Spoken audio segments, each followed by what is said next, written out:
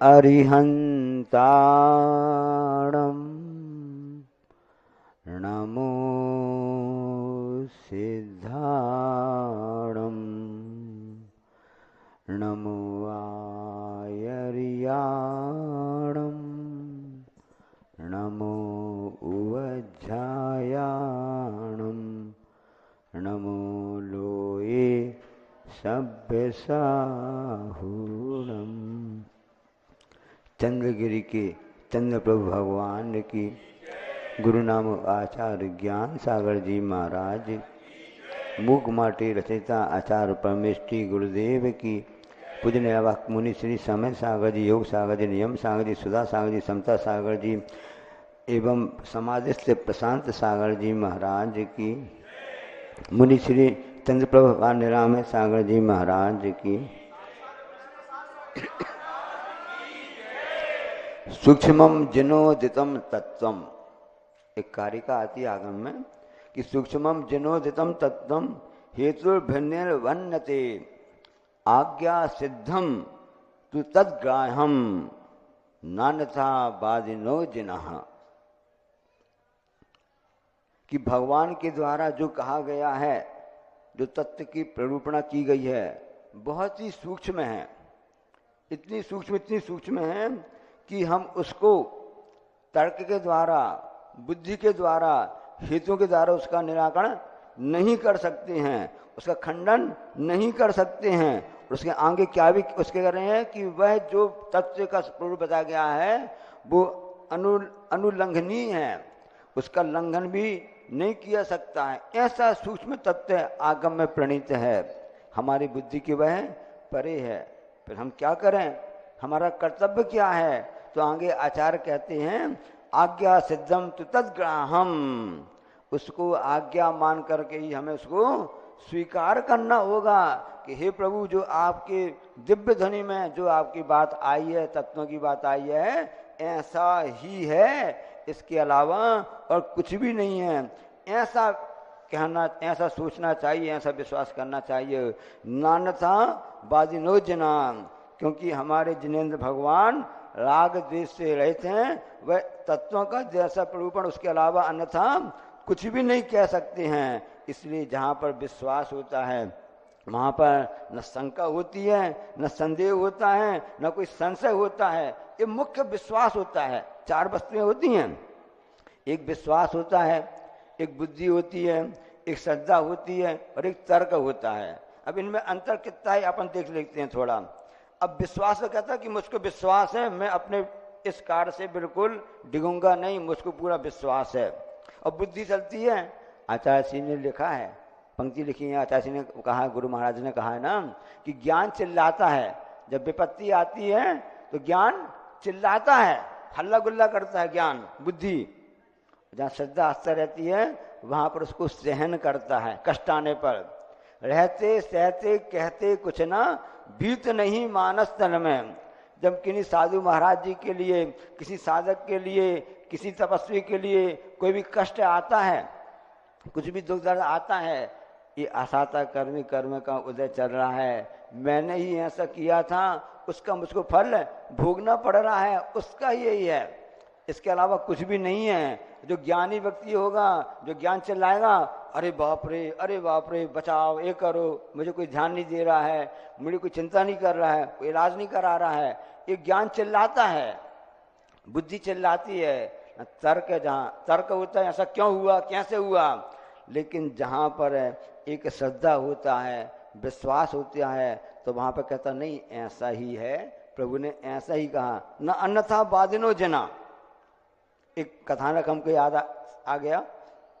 लोग अपने ज्ञान का बड़ा तर्क देते हैं, ज्ञान का तर्क देते हैं। तो 3 डॉक्टर बैठे हुए थे, आपस में खड़े हुए थे, और सभी आर्थोपेडिक्स, हड्डी रोग विशेषज्ञ थे। और उन्होंने देखा, अब सब बता रहे कि मैंने यहाँ से पढ़ाई की है, मैंने यहाँ से MD की है, दूसरे कहता मैंने यहाँ से किया, बहुत अच्छा कॉलेज है, बहुत अच्छा यूनिवर्सिटी मेडिकल कॉलेज है, तीसरे का बहुत अच्छा कॉलेज है, हमने वहाँ से किया है, और हमने इतने प्लेट से इतना सब कर लिया, सब कर लिया, अपनी बात बता रहे थे। और वहीं से एक व्यक्ति वहाँ से उस तरफ से आ रहा था, वहाँ से आ रहा था तो वो लंगड़ा के चल रहा था।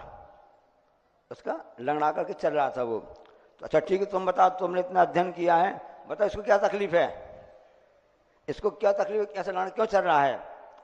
उसने कहा मेरे हिसाब से इसके पैर की अंगूठी है ना, पैर का अंगूठा, इसकी हड्डी में क्रैक है, हेयरलाइन फ्रैक्चर है, इसे लंगड़ा करके चल रहा है, इसका पैर का हड्डी टूटी हुई है। दूसरे ने कहा तुम बताओ अच्छा कैसा क्या है? उसने कहा मेरे अनुमान से तो ये होता है कि इसके पैर में खिंचाव आ गया है और इसके घुटने की हड्डी टूटी हुई है, इसे घुटने की हड्डी टूटी इसलिए लंगड़ा करके चल रहा है। जिसे पूछे थे तुम बताओ तुम्हारा क्या ज्ञान कहता है? कहता है तुम दोनों की बात ठीक नहीं है, ना उसका अंगूठे की हड्डी टूटी है, ना घुटना टूटा हुआ है, इसकी कमर की हड्डी टूटी हुई है, इसे लंगड़ा के चल रहा है। अब तीनों अलग अलग बात बता रहे हैं, एक कह रहा है कि अंगूठा की हड्डी टूटी है, एक कह रहा है कि घुटने की हड्डी टूटी है, एक कह रहा है कि कमर की हड्डी टूटी है। अब सत्य बात किसकी होगी, कैसे पता चलेगा? ऐसा करते हैं भाई, वो व्यक्ति यार उसे पूछ ले तो तकलीफ क्या है, पता चल जाएगा कि उसको तकलीफ क्या है पता चल जाएगा। वो पास में आया, उससे पूछा बता भाई तुम्हारी पैर की अंगूठे की हड्डी टूटी है कि घुटने की हड्डी टूटी है कि तुम्हारी कमर की हड्डी टूटी है, तुम लड़ा के क्यों चल रहे हो? वो कहता आप लोग कौन, हम नहीं जानते, हमारी ना पैर की अंगूठे की हड्डी टूटी है, ना घुटने की हड्डी टूटी है, ना कमर की हड्डी टूटी है, मैं जो चप्पल पहना हूं ना उस चप्पल की बद्दी टूटी है। एक ज्ञान ऐसा कहलाता है। इसलिए तर्क आस्था सबसे बड़ी वस्तु होती है। एक बहुत अच्छा कथानक आता आगम में, हरिवंश पुराण में आता ना, देवकी, सब जानते हैं देवकी को ना, कृष्ण की माँ, अरे कन्हैया किसको कहेगा तू मैया, एक ने तुझको जन्म दिया है, एक ने तुझको पाला। जिनने जन्म दिया है वो देवकी माँ, उनकी कितनी आस्था श्रद्धा थी, इस उदाहरण से आप समझ लीजिए। उनके एक ही पुत्र ने, उनके 7 पुत्र हुए थे, सबको मालूम है। जैन आगम के अनुसार से हरिवंश पुराण में, पांडव पुराण से आता है, वर्णन आता है ढंग से था ना। तो देवकी अपने हिसाब से खड़ी हुई थी, उसने देखा 2 युगल मुनिराज आकाशगामी चांद्रधारी मुनिराज आसमान से ऐसे आते जा रहे हैं। वह आस्था श्रद्धा वाली वह महिला थी, उसने देखा अरे मेरे पुण्य को ऐसे दिगंबर मुनि महाराज आ रहे हैं, एक सी उम्र के, एक सी हाइट के, एक सी बिल्कुल रंग, सब एक सा बिल्कुल। और जैसे आया उसने बोला हे स्वामी नमोस्तु नमोस्तु नमोस्तु, और आराम से उसने पूरा भक्ति भाव से, नवधा भक्ति से प्रणाम करके पूरा उनके आहार कराया, गदगद हो गई। उसको बड़ा प्रसन्नता हुई कि मेरे से पुण्य को दया कि मुझको 2 मुनि महाराज के आहार कराने मिल गए। महाराज जी ने उस हिसाब से उनके लिए आशीर्वाद दिया। आकाशगामी रिद्धि महाराज जी वहाँ से विहार कर गए। अब उसके बाद में जब दोपहर का समय आया, इस सुबह की बात हो गई, दोपहर के समय आया, फिर उसकी नजर पड़ी, अरे आसमान से 2 मुनि महाराज और आ रहे हैं। महाराज आ रहे हैं, अरे चलो अपना कर्तव्य करते हैं। अरे ये तो भी महाराज जी हैं जो सुबह आए थे। दोनों महाराज जी वैसे ही हैं, क्योंकि उनकी उम्र एक सी है, उनकी ऊंचाई एक सी है, रंग उनका एक सा है, पूरा फीचर्स जितने बोलते हैं ना सब एक सा है, कुछ भी उसमें बदला इतने भी चेंज नहीं है। अब वो सोचती कि अब जी महाराज जी, हम लोग सुना था कि महाराज जी दिन में एक ही बार आहार लेते हैं, जी दोबारा कैसे आ गए? नहीं कुछ नहीं है, हमको तो अपना तो कर्तव्य करना है। हे स्वामी नमोस्तु नमोस्तु नमोस्तु नमोस्तु किया। अब महाराज जी को विधि मिल गई, महाराज जी उनके आंगन में छत में उतर के आ गए। नौधा भक्ति से उस देवकी ने पूरा आहार करा के ये सब करके बड़ी प्रसन्न हो गई, मेरा वो भाग है कि मुझको महाराज जी का लाभ मिल गया। अभी दोनों महाराज जी आकाशगामी विद्या थी, उनको जो भी रिद्धिमान थे वो अपने हिसाब से विहार कर गए। अब शाम की बेला आई, कुछ समय बाद फिर आया, फिर उसको ऐसे आवाज़ आई, कुछ समझ में आया, हल्ला हुआ कि कोई महाराज जी आ रहे हैं, महाराज जी आ रहे हैं। फिर उसकी नज़र गई, 2 महाराज जी फिर आ रहे हैं। अरे ये महाराज जी सुबह आए थे, ये दोपहर में, ये शाम को, ऐसा कैसा हो गया? कुछ भी अंतर नहीं आ रहा था। कुछ लोग तर्क करने लगते ना, अपने हिसाब से अपना तर्क, अपनी बुद्धि मत लड़ाओ, जैसा कहा जा रहा है वैसे ही करो। बच्चों कई बार बच्चे बोलते हैं ना पापा ऐसा नहीं, मम्मी ऐसा नहीं है, तो पापा मम्मी समझाते बेटा अभी तू बड़ा हो जाए, समझ जाएगा, अपनी ज़्यादा बुद्धि मत चला, जैसा कह रहे वैसा ही कर ले। इसी प्रकार से जनवाणी कहती है, आगम कहता है कि जैसे में कहा गया है हमारी श्रद्धा ही कहती है कि जैसा हमारे भगवान ने कहा, जिन्हें भगवान ने कहा, गुरुदेव ने कहा, आचार्य महाराज जी ने कहा, वैसा ही है, न अन्यथा बादिनो जना। ये आस्था श्रद्धा है। वैसे देवकी के मन में विचार थे। शाम को उसने देखा तो फिर दोनों महाराज को देखा, मेरा बहु भाग्य है। उसने प्रगान कर लिया, 9 भक्त से आहार दे लिए। अब एक दिन में 6 महाराज जी के आहार का लाभ मिल गया। यहाँ तो 20 दिन में एक महाराज जी का लाभ नहीं ले पा रहा है। पूछो चौका वालों से, 15 दिन हो गए, 20 दिन हो गए, एक भी महाराज जी नहीं आए। 25 दिन में एक ही महाराज जी आए। वहां पे देव की कितनी पुण्यशाली देखो कि उसको एक साथ 6 मुनि महाराज के आहार कराने का सौभाग्य मिल गया। गदगद हो गई। अब बस सोचती रही कि महाराज जी आए। उसके अंदर जब आहार करा रही थी, अंदर से तब मात्र तो उमड़ रहा था, ऐसा उमड़ रहा था। अब उसको पता नहीं कि कौन महाराज जी क्या है, किसका इनका नाम क्या है, कौन से संघ के हैं, कौन से उनके गुरु महाराज कौन से, कौन के शिष्य हैं। कुछ भी अपनी बुद्धि उसने नहीं लड़ाई। बस मेरी तो आस्था श्रद्धा है, मुझको तो अपना नौदा भक्ति करना, कर्तव्य करना है, क्योंकि सावक का एक कर्तव्य होता है। ऐसे भक्ति भाव से वह आहार कराती रही। अन्य लोग देखते रहे, फिर करवा दिए, फिर करवा दिए, फिर करवा दिए। बदल बदल के महाराज जी कैसे आ गए, वो महाराज जी आ गए, कैसे आहार करा दिया। सब लोग अपने दिमाग लगाते रहे। जब बाद में वह समुद्र में पहुंची, नेमिनाथ भगवान के समय की बात है, क्योंकि श्री कृष्ण की माँ की बात है ना। श्री कृष्ण जी और नेमिनाथ भगवान काका ताऊ के थे, कजन जिसको बोलते हैं ना, चचेरे भाई थे, आपस में थे ना, उस समय की बात है। ये हम जैन आगम के अनुसार से बता रहे हैं।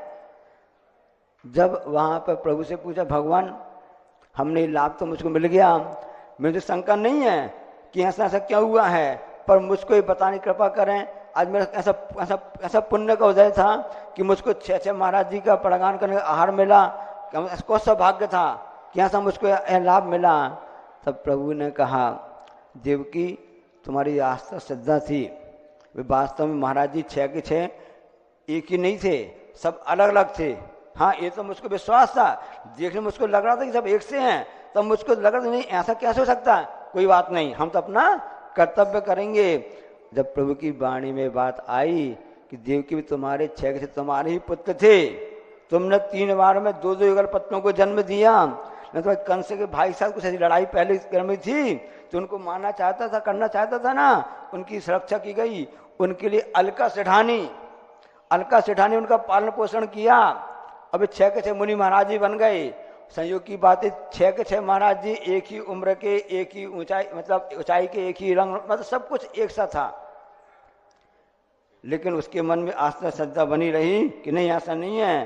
तो देवकी की आस्था श्रद्धा की बात थी। बाद में वह आगे जाकर के उसने अपना कल्याण किया होगा। हम ये बताना चाहते हैं आपके लिए कि ये आस्था श्रद्धा कहलाती है कि न अन्यथा बादिनो जना, मैं इसके अलावा कुछ भी ऐसा नहीं होता है। इसलिए आगम में कहा गया है कि जिनवाणी में जैसा कहा गया है वैसा ही आस्था श्रद्धा से हमको उसको स्वीकार करना चाहिए। ये आज्ञा सम्मत भी कहलाता है। एक भेद होते, 10 भेद होते हैं, उसमें आज्ञा सम्मत भी है कि जो जिन भगवान की आज्ञा है वैसा ही है।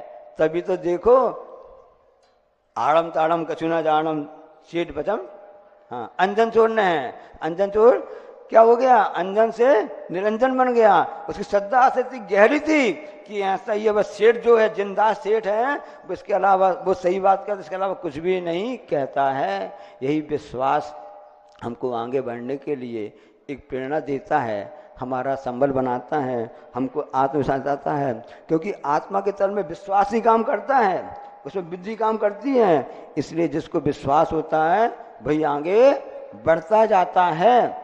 लोग कहते हैं ना कि महापुरुष लोग कोई भी कष्ट आते हैं घबराते नहीं हैं, कुछ होते नहीं हैं। ऐसा क्या होता है, जब पृथ्वीराज चौहान के लिए मोहम्मद गोरी ने तक कष्ट दिया, भारतीय राजा की बात बता रहे हैं आपके लिए, पृथ्वीराज चौहान के लिए उस मुगल मोहम्मद गोरी ने इतना कष्ट दिया। आंखों को 17 बार तो वह जीत गया था, लेकिन 18वीं बार जयचंद के कारण से घर का बेदी लंका ढाए, उससे वह हार गया। मोहम्मद गोरी ने कहा इसकी आंखों के लिए इनमें सलाई घुसेड़ दी जावे, आंख फोड़ दी, तब भी वह घबराया नहीं। इसी प्रश्न पूछा कि आपने ऐसा आप चिंतक, आपने वो घबराए क्यों नहीं, हिम्मत क्यों नहीं आ रही? क्योंकि एक उदाहरण उन्होंने बताया, नारियल दो प्रकार के होते हैं, एक गीला नारियल और एक सूखा नारियल, सब जानते ना। अब गीले नारियल की गरी और उसके ऊपर की नटेरी दोनों आपस में लगी रहती है। कभी गीला नारियल को आप बजाओ तो आवाज नहीं आती है, पानी की आवाज तो आएगी लेकिन उसकी वो आवाज नहीं आएगी, क्योंकि उसमें गरी और से जो उसका लकड़ी का भाग दोनों चिपका रहता है। सांसारिक प्राणी जो वासनाओं में लिपटे रहते हैं, कामनाओं में लिपटे रहते हैं, विषय में लिपटे रहते हैं, उस गीले नारियल की भांति हैं जो कि आपस में चिपके रहते, उससे अलग नहीं होते हैं। इसलिए दुख के क्षणों में भी आकुल व्याकुल होते रहते हैं। सूखा नारियल होता है, उसकी गरी अलग होती है, उसकी नटी अलग होती है, जब फैलाते हैं तो बसता भी नहीं बसता ना। जो संत पुरुष होते हैं, महापुरुष होते हैं, जो कि समझते हैं कि शरीर अलग है, आत्मा अलग है, ये भोग विषय वस्तु है, सुख नहीं, सुख का आभास है, हमको सुख के लिए एक छलिया जैसा काम कर रहे हैं। इसलिए वे महापुरुष भी दुख में भी सुख में भी उनसे लिप्त नहीं रहते, उनसे अलग रहते हैं। इस तरह से वे महापुरुष भी कहलाते हैं, इस सूखे नारियल की भांति रहते हैं, दुख में भी घबराते नहीं हैं। दुख में घबरा नहीं मेरे साथी, ये जीवन के ये मानव है, क्या है ये, हाँ ये आभूषण कहलाते हैं। ऐसे चिंतन करते हुए महाराज जी अपने जंगल में समय नहीं काटते, कर्म काटते रहते हैं, और उसी का ही प्रभाव रहता है कि भगवान जैसी आज्ञा आपने दी है वैसा ही है। तो वह देवकी की कथानक आपको बताया ना, तो उसको आप समझ लीजिए कि जैसे देवकी की आस्था श्रद्धा थी, सच्चा समृद्ध सुखी भूमिका बन गई थी, ऐसी हमारी आस्था श्रद्धा देव शास्त्र गुरु में आचार्य चरणों में होना चाहिए। वही हमारे कल्याण का मार्ग बताने वाला है। इसलिए श्रद्धा कहती है कि मैं पाषाण को भी भगवान बना देता हूँ।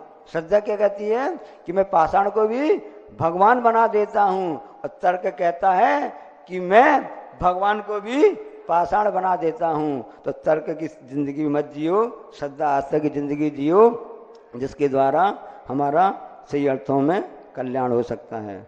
हम सबका समय हो गया है, इसलिए बोलिए अहिंसा परमो धर्म की, जा वाणी के ज्ञान ते सूझे लोकालोक, सो वाणी मस्तक धरूं सदा दी तू दोख, हे जनवाणी भारती तू जप दिन में सुपावे सुख चैन।